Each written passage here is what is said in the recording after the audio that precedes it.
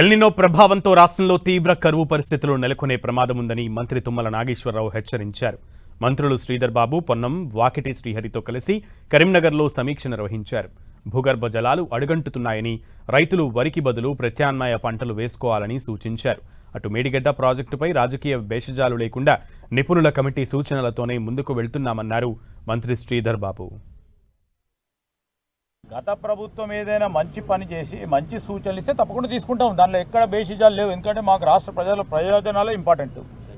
దాని విషయంలో స్పష్టంగా పోతాం.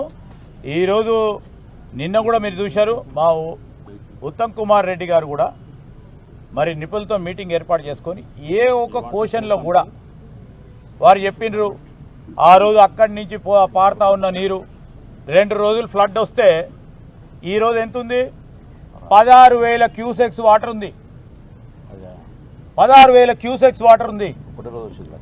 ఒక్కరోజు వరద ప్రాణహితకు సంబంధించిన ఆ మహారాష్ట్ర ప్రాంతాలకు సంబంధించిన వరద వస్తే ఆ వరద వస్తుందని తెలుసుకుని ఒక రోజు ముందుకు పోయి మేము ఈ విధంగా చూస్తున్నామని చెప్పే ప్రయత్నం కాదు.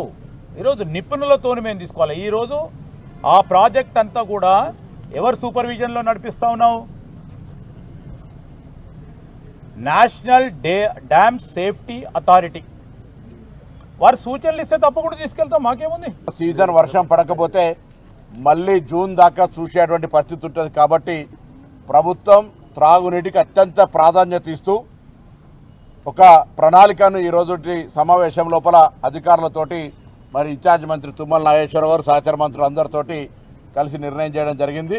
ప్రకృతి రీత్యా సముద్రాల్లో ఏర్పడినటువంటి వాతావరణ పరిస్థితి దృష్ట్యా మరి వర్షాభావం ఉన్నప్పుడు తప్పకుండా వస్తున్నటువంటి కొద్దో గొప్ప నీటిని భూగర్భ జలాలుగా మార్చుకునేటువంటి ప్రక్రియలో ప్రతి పౌరుడు భాగస్వామి కావాలని సందర్భంగా కోరుతా ఉన్నాం. ఆరుతడి పంటల వైపు మీ దృష్టి మరల్చాలని, ఈరోజు మిగతా పంటల వల్ల నీటికి సంబంధించిన ఎద్దడొచ్చి రేపొద్దున ఇబ్బంది పడతారు కావచ్చు, ఏప్రిల్ నుంచి చెప్తా ఉన్నారు. ఈరోజు మంత్రి గారు చెప్పినట్టుగా ఎంత చెప్పినా భవిష్యత్తులో వర్షాలు పడతాయి కావచ్చు అనే ఆశతోటి వేసిన వాళ్ళు కూడా దయచేసి ఆలోచన చేసి ఇప్పటికే నష్టం మించిపోయి ఇంకా పెరగకుండా ఉండే విధంగా ఆరుతడి పంటల వైపు దృష్టి మరల్చాలని, అన్ని సౌకర్యాలు కలిగే విధంగా ఉండేటువంటి ఒక ప్రయత్నాన్ని కొనసాగిస్తామనే మాట మనం చేస్తాం. గతంలో ఎవరూ కనీ విని ఎరుగని రీతిలో ఈ యొక్క విపత్తు జరగబోతా ఉంది. కాబట్టి వాతావరణ నిపుణుల యొక్క సూచనల్ని మనం గమనంలోకి తీసుకొని మనకున్నటువంటి వ్యవసాయంతో పాటు అన్ని రంగాల్లో దీని యొక్క ప్రభావం పడబోతుంది. కాబట్టి జాగ్రత్తగా ఉండాలని చెప్పి ప్రపంచ శాస్త్రవేత్తలు చెప్తున్నటువంటి మాటల్ని పదే పదే రాష్ట్ర రైతాంగానితో పాటు రాష్ట్ర ప్రజలకు కూడా, ఎందుకంటే మంచినీటికి కూడా సమస్య వచ్చే అవకాశాలు ఉన్నాయి. సాగునీటికి ఏ రిజర్వాయర్ నుంచి కూడా నీళ్లు ఇచ్చే పరిస్థితి లేదు. భూగర్భ జలాలు అథపాతాళంలోకి వెళ్ళిపోతున్నాయి. ఇప్పటికే 10 నుంచి 12 మీటర్లు డిప్లీట్ అవటం జరిగింది.